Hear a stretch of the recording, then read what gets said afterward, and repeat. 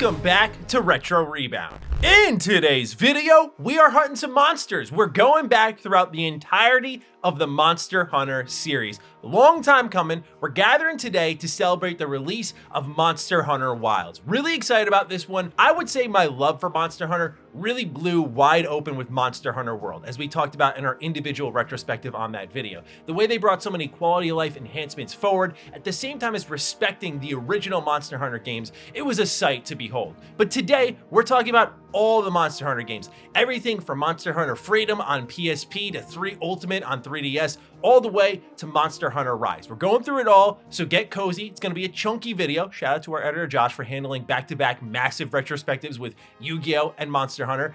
Kill me.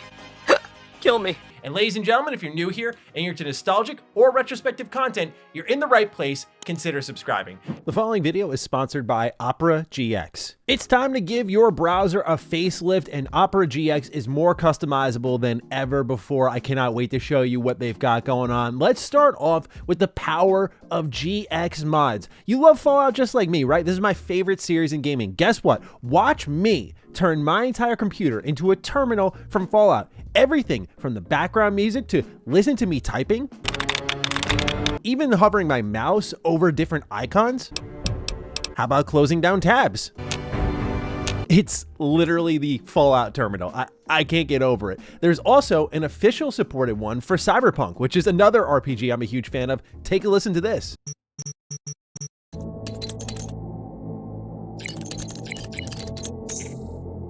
So as you're browsing around, you get this cool background music, the keyboard sounds, everything's there. So these mods are absolutely awesome. And then you can also watch videos while browsing somewhere else. Maybe you're looking up a guide or whatever. You could pop on your favorite Mr. Matty video, maybe your favorite Retro Rebound video, and check out what we got going on in picture-in-picture. Plus, the big thing that scares a lot of people off with new browsers is importing all of your previous stuff. But fortunately, Opera GX allows you to import everything like browsing history, bookmarks, and cookies. It's also compatible with every Google Chrome extension. So if you're interested, check out the browser through the link in the description down below. It's the best browser out there, and thank you to Opera GX for sponsoring today's video. Now, normally when we do these remembering videos, it's broken down game by game. But because Monster Hunter moves forward in such an interesting way where it's really about the weapons and less about the story and sort of the evolution of the gameplay, I wanted to break them up into eras. So we have 3 eras to get into. We have the Freedom era is what I'm going to call it, which are the 2 PSP games.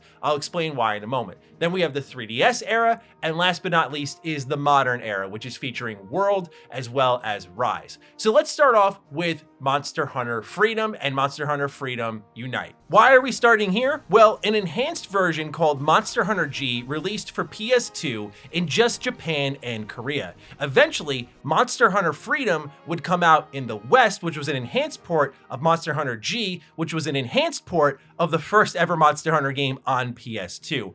After, only Japan would get Monster Hunter 2. However, the US would get Monster Hunter Freedom 2 a year later, and this was an enhanced version of Monster Hunter 2, and with it brought the game to international crowds. Then, yes, you guessed it, there is Monster Hunter Freedom Unite, which is an enhanced version of Monster Hunter Freedom 2, which is an enhanced version of Monster Hunter 2. And if this is a lot to track, don't you worry, because we haven't even gotten into the 3DS era.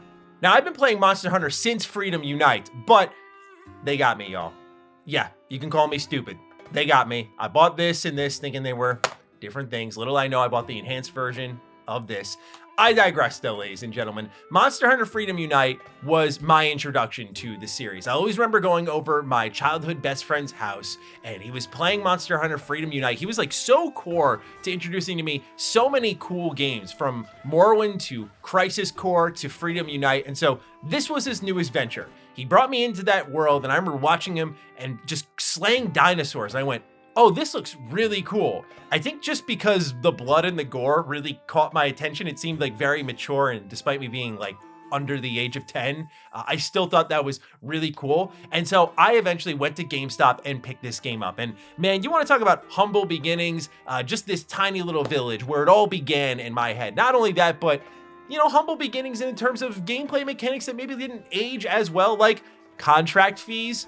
Still think that was like a weird thing for Monster Hunter to do. I know OGs out there are going to tell me, you know, oh, part of the difficulty is with things like this or flexing your muscles after sipping your potion.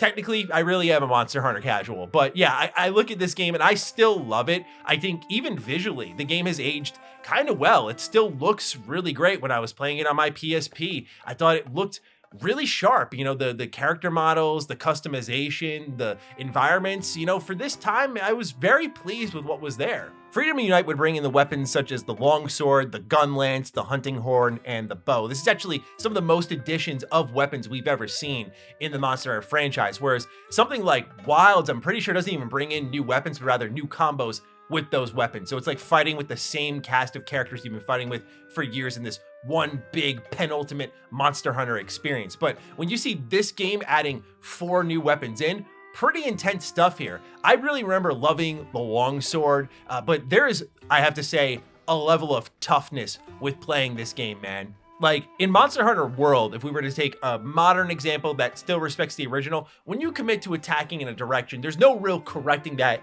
mid combo. If you attack to your left, you're staying to your left. You can't just second strike, go to your right. Monster Hunter vets, you know this. But when you play Freedom, I mean, you have to be satisfied with the poke. That's what I remembered when playing this, is going in, 1-2, all right, I'm out.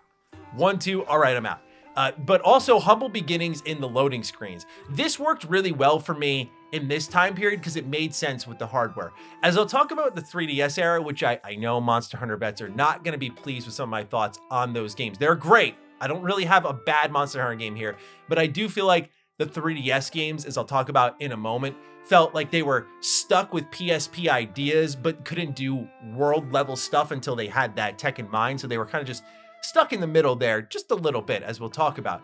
But Freedom just feels, I don't know, free is the best term, right? It's got so many weapons, so many zones. The load times, even without data install on the PSP, are ridiculously quick. So many different biomes. Like, this was the core of Monster Hunter. It's exactly what I think of every time I imagine this series. My PSP was everything growing up. I traveled a lot, so like I needed this thing to continue to love video games growing up, and Freedom Unite was an easy pick constantly on road trips. It was that and Mega Man X Maverick Hunter. These two were like travel buddies for me always, and I remember specifically using like the longsword and just constant, like I never veered from this thing. Like, I think it was one of those early habits I built where like once I found something I really liked, I just went all in on that, where most people are more experimental than me. They're like, oh, let's see this hunting horn. Let's try this gun lance out. I'm like, dude, longsword's doing it for me. That's all I need.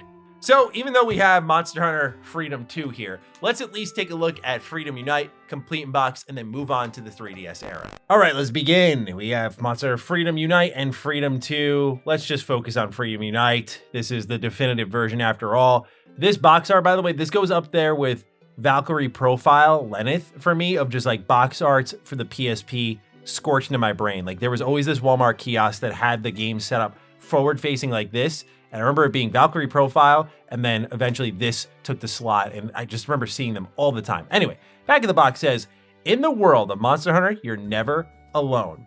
Down here it says, embark on a thrilling adventure, experience the best-selling PSP system game in the world. Connect with up to 3 friends and learn from their experience to defeat majestic monsters in the biggest Monster Hunter game to date with new weapons, locations, armor, G-class quests, and monsters. And yeah, I remember playing this via like what was the name of the ad hoc? That's what it was. That was huge for me growing up. So this was fun to play in the back of the car. And we do have an illustrated manual here. I absolutely adore this Monster Hunter manual. It is very text-filled though. I mean, look how small that font is compared to everything else. And it's broken up into little chapters, by the way, which is pretty unique. So here's just the game systems, the beautiful PSP. I always feel like a little sad might be the best word. Like I really just miss the days of like the PSP and the DS. I think they were such important parts of like the growth of gaming. This is the village though, that you would have all of your little hubs to gather your missions, to gather your equipment, all that stuff where you'd pay to go out on missions. Can't stand that stuff. So they break that down there. What you'd find inside your house, your bed, your item box. That's actually where you'd grab your weapons at first. Like they would tell you straight up, like, yeah, we left weapons for you in there. Go pick out one you like. So they did evolve the tutorial system in a couple of good ways, to be fair. The feline kitchen is there in this game. Just so many different systems ongoing here. We're still in chapter 1 though. Training school was here. This is how you could mess around with different equipment if you wanted to learn how to use all of that stuff. Now we're on to chapter 2. how to hunt. They break down all of the UI that you see and the monsters that you may hunt. There's different combo breakdowns for each of the weapons. Like here's the longsword, which is my favorite to use. I think maybe it's because it was just like here first in the manual, like you flip over. Oh, cool. It's like, it's the longsword. Got it. Wait, I'm not on the right page, am I? Longsword. Got it. Boom. So that particularly worked for me. They break down like the jumping attacks, slicing up, and then you can evade or spin slice. So yeah, this is a fighting game. That's what it is. It's a fighting game with giant monsters. And you'll see that these are all the different combos that they've got here. Data install, remember those days where if you installed the game, I remember doing that on my 360 a lot. You know, you install the game, you know, the system would be quieter and faster load times, all that good stuff. And let's see what we got on the back here. Just the good old Capcom logo. So ladies and gentlemen, that's Monster Hunter Freedom Unite, complete in box, one of my first games on the PSP. Now let's get into the history of Monster Hunter on the 3DS. So you have 3 Ultimate up first. This was originally Monster Hunter Tri on the Wii, so you did get a console-based Monster Hunter game, but you guessed it, this is an enhanced port. And also, it took content from Monster Hunter Portable 3rd, which was a Japan and Korean exclusive Monster Hunter game for PSP and PS3. Now, the strange thing about Monster Hunter, as you're learning as I'm going through this release order, is that these games oftentimes in their early stages, only released exclusively in Japan or Korea. And this is important to point out because when you see things like the beta numbers for Monster Hunter Wilds, which surpassed 400,000 players, to look at where it started, where it was just barely scratching its way into international audiences and just kind of leaning on cheap, portable options that, you know, they added some enhanced content to and gradually grew that audience, to see how explosive it is today is fascinating. So after this, Monster Hunter 4 is trapped in Japan. They made Monster Hunter 4, but it was only available in Japan until months later, where we get an enhanced version in the West called Monster Hunter 4 Ultimate, which we'll be talking about. And lastly is Monster Hunter Generations, which would later become Generations Ultimate, which naturally enhances the original. And again, because of all the re-releases, your boy got again. I got just plain old Generations here. I usually don't miss, come on now.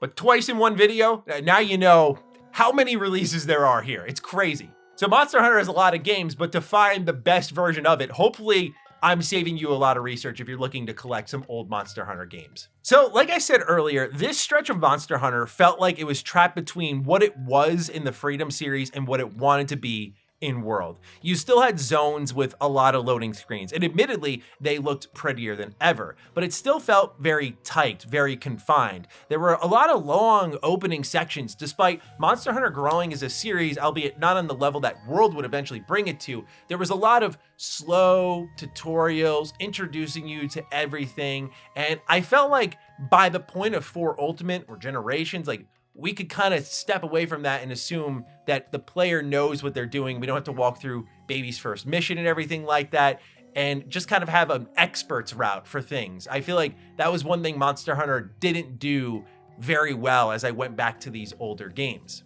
And, you know, look, Monster Hunter OGs, we can debate it down in the comments. I did not like the whole drinking something and flexing. Worked for me in the first couple of games, like, okay, everything else is working here where I'll work around this little issue, we'll call it. For many people, this is the core of the difficulty.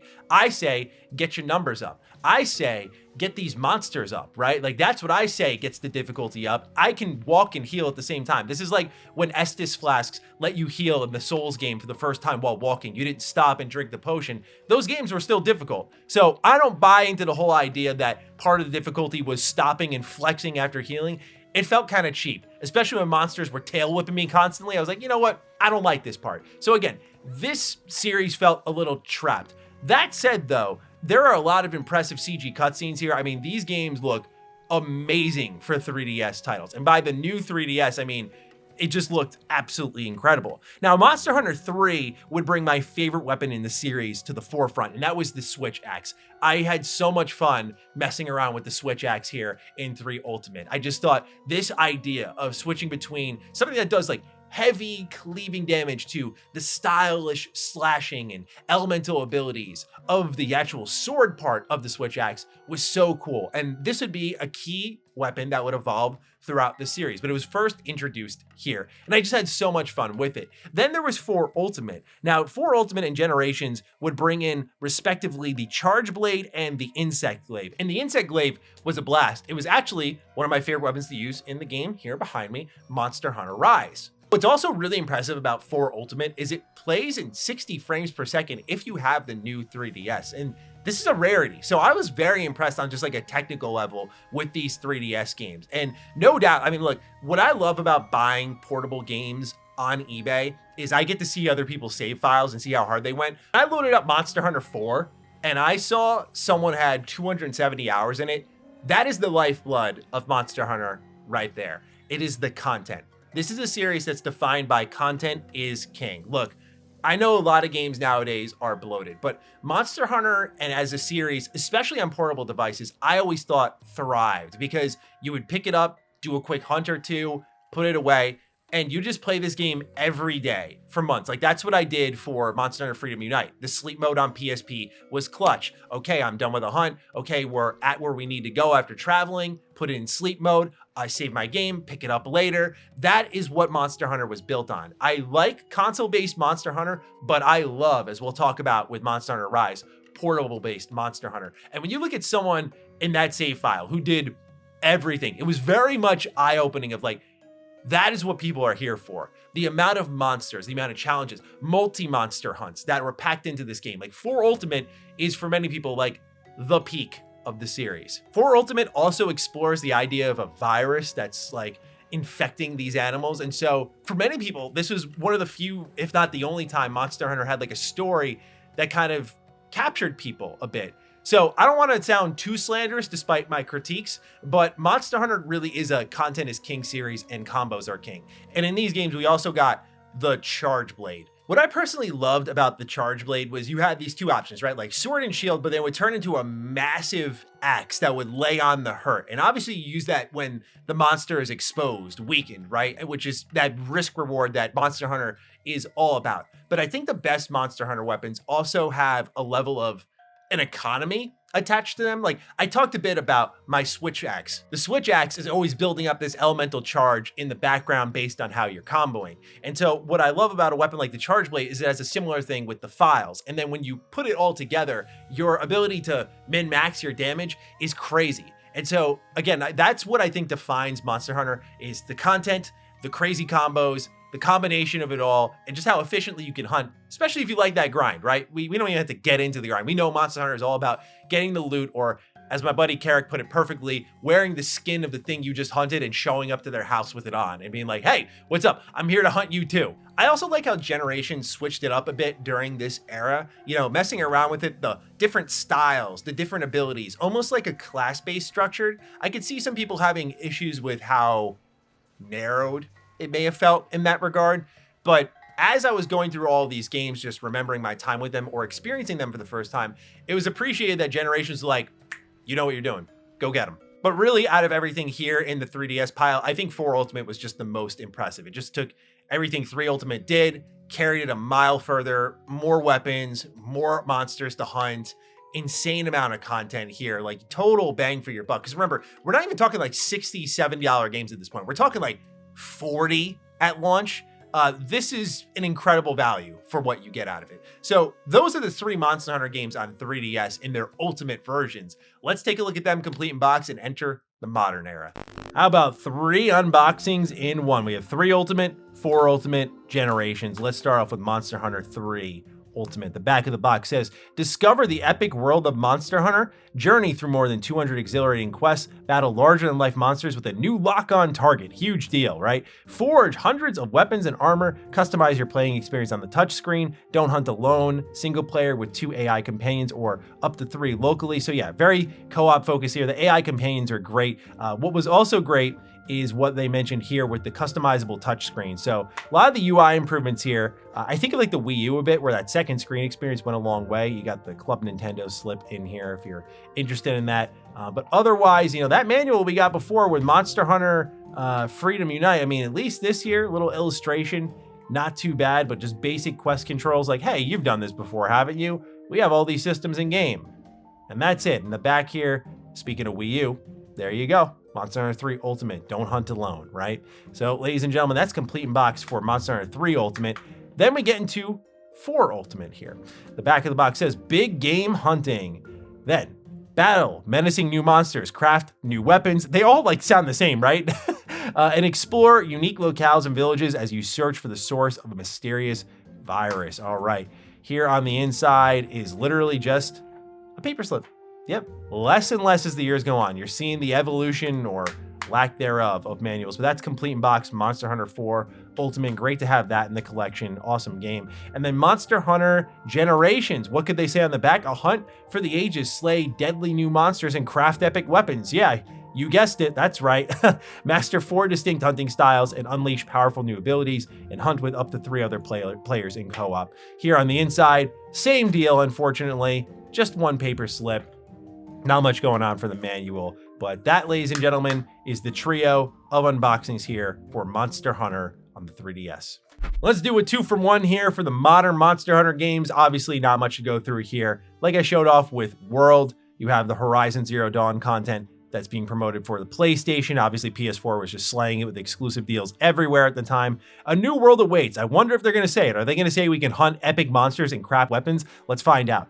Once a decade, actually, oh my God, story content. Elder dragons cross the sea, heading for a distant unexplored continent. Drawn to this migration, you embark on an epic journey to unravel this mystery and the dangers that lie beneath. Fearsome monsters, epic hunting gear, vast living breathing ecosystems, and 4-player drop-in online co-op. I'm actually surprised. No mention of crafting. And all you get on the inside here is the disc. Yeah, just less and less. You literally watched it throughout this entire unboxing. Like, this is going to be empty too. Anyway, Monster Hunter Rise. Back of the box says, join the hunt. Hunt ferocious monsters solo with up to 4 players and explore seamless worlds with your Palamute and your Wirebug. And then just a lonely cartridge. Like, isn't this sad? Don't publishers look at this and go, man, where's the soul? And this game has soul, right? But where's the soul in the packaging? Nonetheless, ladies and gentlemen, those are your 2 modern, complete in box Monster Hunter games. All right, time for the one I have the most fond memories with nowadays. We already did a dedicated retrospective to it, so I don't want to retread old ground too much, but Monster Hunter World, my eyes opened when I saw the Anjanath for the first time, just roaming the biome by himself, chasing my friend out of the jungle, and we all dove and fought in this big open area. This is what I think Monster Hunter always wanted to be. And while I do have fond memories of 3DS Monster Hunter, I also couldn't stand the way the camera controlled even, like trying to manipulate the camera, even with the lock-on system. I just did not like how it felt at times, where now with a controller in my hand, be able to rotate, look around at my enemies, this felt like Monster Hunter truly at home. Like, all of the compromises were out the window. You can heal while walking. There are no longer any loading times within these zones. You drop into an actual biome and it's living, breathing. It's an ecosystem. You're gonna find all manner of insects, herbs, flowers, mini creatures, medium-sized creatures, huge creatures, and of course the biggest monsters to hunt. But they're all gonna inhabit this ecosystem and have their own cycles. And it just, again, like, playing this game over and over and over, I realized going back to it just how much I love this game. It's absolutely my favorite in this series in the terms of everything it offers, even if I think, as I'll talk about in a moment, Rise is the most fun to play. Also, I mean, this game just still looks beautiful. The weather even, like, everything it tries to do to bring these biomes to life, I think is so worthwhile because it doesn't compromise what I was talking about with Monster Hunter before. I mean, we're literally talking about a game that would get crazy DLC all the way from, like, right here, this PlayStation exclusive copy, you probably can't read right now, but it literally says Horizon Zero Dawn content, all the way to the behemoth from Final Fantasy being added as a monster to hunt, and you get a really cool looking insect glaive from it. The post-launch support for Monster Hunter World has to be studied. Like, this game was quietly one of the best live service games, and the amount of event content that you'd get, you could easily sink hundreds and hundreds of hours into this game. Again, Monster Hunter, to me, content is king, and I felt they did a great job streamlining the loot process a little bit so you could get more guaranteed drops. So they essentially ended up trusting themselves that, like, they were going to get enough content out the door where they didn't kind of lean fully into the idea of, like, well, if we keep them farming for very long stretches of time, that'll be good for our engagement. They were like, no, let them get all the parts they need within like 2 to 3 hunts and build most of the set they need or a weapon they need. Like, I never felt in World like I was constantly dragging myself out to hunt this same monster for the millionth time. It was like, cool, third hunt, done, got what I need, and I can move on here. You know, completionists would naturally have an issue with this game because, you know, you got to get all the different armor, all the different weapons, and these trees go on for a long period of time. And what's crazy is Monster Hunter World adds in Monster Hunter World Iceborne, right? So we get this massive expansion that personally, I never ended up playing it because there was already so much content I missed with Monster Hunter World when I was playing that mostly, that I was trying to balance that with something else. I think that was the same year that we were playing like Persona 5 for the first time, but I was trying to balance that with other games. And I thought I did a good job keeping up with it, but then I fell behind. Then here comes this expansion. I'm like, how can I play this without playing all the other content they gave out for free? Like, it was just ridiculous how much was here. The customization went nuts. You already were able to like customize your village, customize your hut a little bit, but now you get this cute little cat companion. You can customize him or her. You can customize the inside of your house, put insects in all manner of lizards even you've captured inside your house. The different timers that are always going, like Monster Hunter World just always is flicking that dopamine switch in your head because a timer is always going up like, hey, your new seeds that you planted, there's plants now that have grown and you can farm these materials and then plant new seeds. And so you're always like balancing 3 different plates at once. It's so much fun, man. Such an engaging game. Now, what's up next, last but not least, is Monster Hunter Rise, the latest portable Monster Hunter video game. If World is all about believability, Rise takes a lot of that into account and then focuses on movement. My biggest gripe that I don't know if I'm a casual for saying this with Monster Hunter has always been its movement. I don't mind the kind of clunky cheesiness of me kind of hoofing it down a hill while this huge monster chases me. That's kind of the comedy of the series, that underlying comedy. But Monster Hunter Rise, number 1, amazing main menu theme. That's why I have it on here in the CRT behind me. Also, the village theme is incredible. I do find a little bit of rinsing and repeating kind of coming into World and Rise where like, okay, I got that same meal. I'm going to eat that before my hunt. I don't really deviate much otherwise. Again, maybe that's me being a casual. But to my original point, if World was about believability, Rise is about movement. So your wire bug, just zipping to enemies, zipping around the environment. It took me a little bit to get my my wire bug legs, if you will, under myself as I was adjusting to that movement in this game. But once you get back into it, like when I had both those hunting daggers out and I was zipping around and then entering that fury mode where you just unleash crazy amounts of damage in a short period of time, it's such a great feeling. You get a mount in this game, which will carry into Wilds, of course, but that mount is huge because the feeling of like launching off the mount and just dive bombing a monster. Awesome feeling. And I just think because the hunts are quick, pick up and play, like it takes the 3DS era that I was talking about that was critical of, evolves in a meaningful way, but it lives, or it lived, I should say, past tense, because now it's on all systems, but it lived on a system where, you know, you could pick up and play pretty easily. And so the loot flow was nice and quick and snappy, and the village would move forward and evolve as you completed different hunts. And so you felt the area you were inhabiting expanding with new functions, new features, everything from like a blacksmith dedicated to your own cat to different foods you could cook. There was just a lot here. Again, I didn't see everything Monster Hunter Rise had to offer when I fired up this game to record the gameplay. There was an insane amount of events, pages and pages worth, where I'm like, this isn't good. Like, this is overwhelming for anyone new coming in going, wow, that's a lot. I don't know if I'll do all of this. I didn't, but what I can definitely say is when I first picked this game up, I blinked and my friend and I put like 20 hours into this game in 2 days. This game is dangerous. And because Monster Hunter Wilds is taking elements from this game as well as World and putting them together, it's like, I'm so jazzed. Even if I know there's no wire bug, I'm just really excited to see what they do with this game. So, ladies and gentlemen, there's your deep dive on all of the Monster Hunter games. Definitely one of our most challenging deep dives, I'll be honest with you, because number 1, as you can already tell, not an expert on the franchise top to bottom, every weapon, every combo. So I tried my best on that. But also, this is a series where a lot of these entries ended up dropped for me. You know, really it was Monster Hunter Freedom Unite and World that saw the most of my time. The DS era shook me off with its controls and its inability to evolve from what Monster Hunter Freedom Unite was in my eyes, but I'm looking forward to seeing the conversation down below. What's your favorite Monster Hunter, your favorite monster to hunt? For me, I'm still angry at that Kieran from Monster Hunter World. Pisses me off. Every time he shows up, he just decides to get super armor, electrocute the ground, knock me down, take all my resources. worst monster in Monster Hunter. But nonetheless, I look forward to hearing from you. What is your favorite monster to hunt? What's your favorite Monster Hunter? Other than that, thanks for tuning in, and I'll catch you in the next Retro Rebound. Peace out.